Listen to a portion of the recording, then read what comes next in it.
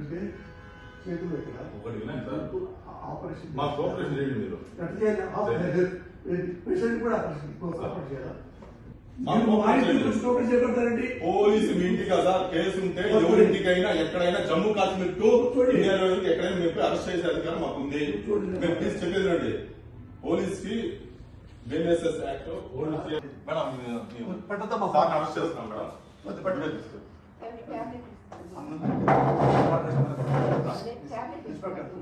sir రండి sir,